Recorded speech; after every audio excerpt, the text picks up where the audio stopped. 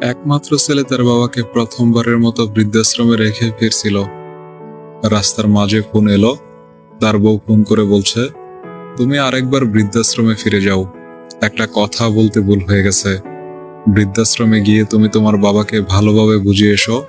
কোনো ঈদ বা অনুষ্ঠান, এমনকি জন্মদিনেও তোমার বাবা যেন কষ্ট করে ওই বৃদ্ধাশ্রমে থেকে যায়, আমাদের বাড়িতে যেন না আসে। বাধ্য হয়ে বউয়ের কথা মতো আবার ওই বৃদ্ধাশ্রমে ফিরে গেল। সেখানে গিয়ে সে একটা অদ্ভুত দৃশ্য দেখতে পেল। তার বৃদ্ধ বাবা ওই বৃদ্ধাশ্রমের বৃদ্ধ মালিকের সাথে খুব হেসে হেসে কথা বলছে। এটা দেখে ছেলের মনে সন্দেহ হলো। সে মনে মনে ভাবল, বাবা কি তাহলে আগে থেকেই এই বৃদ্ধাশ্রমের মালিককে চিনত? কে জানে, তাই হবে হয়তো। তারপর অপেক্ষা করতে লাগলো। কিছুক্ষণ পর বাবা ওনার নির্দিষ্ট কামরায় চলে যাবার পর ছেলে ওই বৃদ্ধাশ্রমের মালিকের কাছে গিয়ে জিজ্ঞাসা করলো, স্যার, একটা কথা জিজ্ঞাসা করছি, কিছু মনে করবেন না।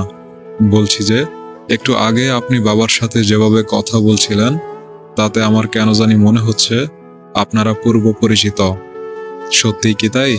অনাথ আশ্রমের মালিক বললেন, হ্যাঁ, আমি ওনাকে প্রায় 40 বছর আগে থেকে ভালো করেই চিনি এবং জানি।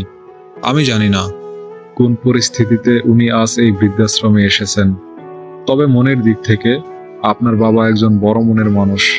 ছেলে বলল, আমি তো সেটাই জানতে চাইছি, বাবাকে কিভাবে চিনলেন?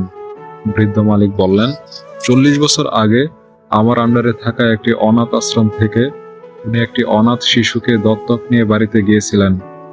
এবং আমার অনুমান যদি ভুল না হয়, তাহলে 40 বছর আগে দত্তক নেওয়া সেই অনাথ শিশুটি এখন আমার সামনে দাঁড়িয়ে আছে। এই কথা শোনার পর ছেলেটির আর বুঝতে বাকি রইল না 40 বছর আগের সেই অনাথ শিশুটি যে উনি। ছেলেটির চোখ দিয়ে অজর দ্বারাই অশ্রু ঝরতে লাগলো। ছেলেটি হাউমাউ করে কাঁদতে লাগলো। আর দেরি না করে দৌড়ে তার বাবার কক্ষে গিয়ে ওনার পা ধরে কান্না করতে লাগলো।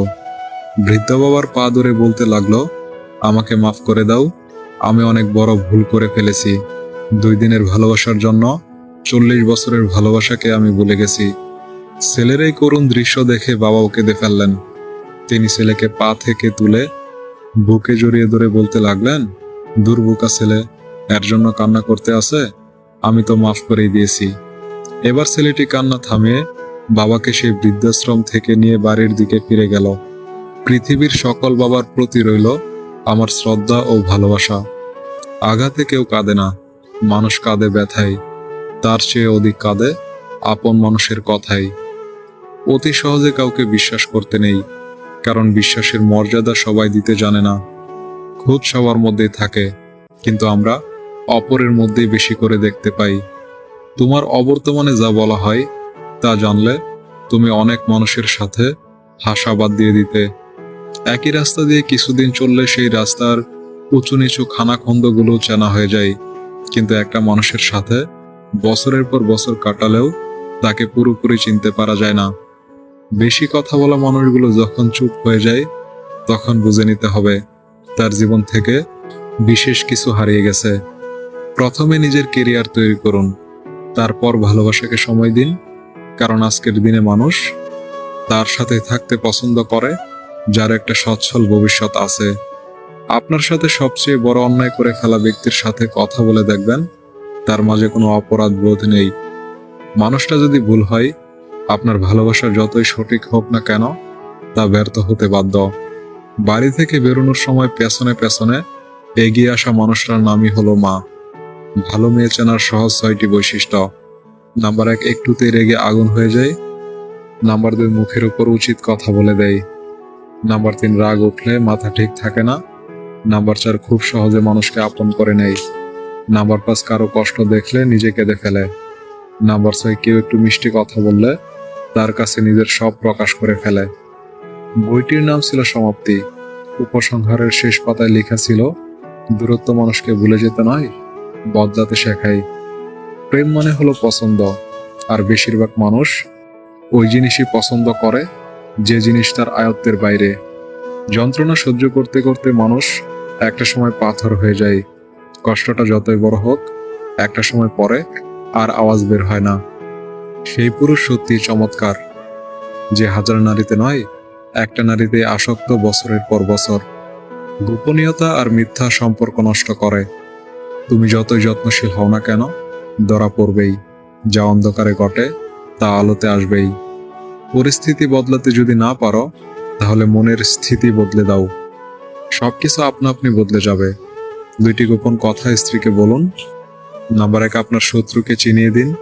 নাম্বার 2, বন্ধুর সাথে বলা গোপন কথা।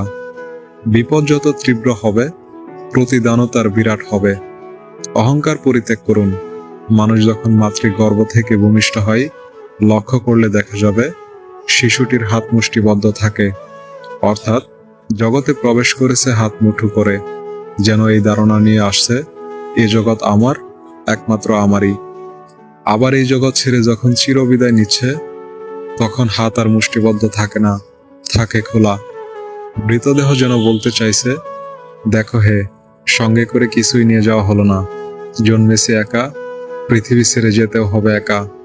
দুঃখ পেলেও একা, মন খারাপ হলেও একা। কঠিন পরিস্থিতিকেও নিজেকে একাই সামলাতে হয়। এই যেন সবার মাঝে থেকেও একার রাজ্যে বসবাস।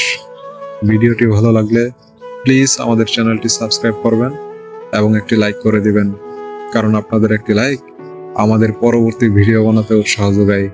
ভালো থাকবেন, সুস্থ থাকবেন। আল্লাহ হাফেজ।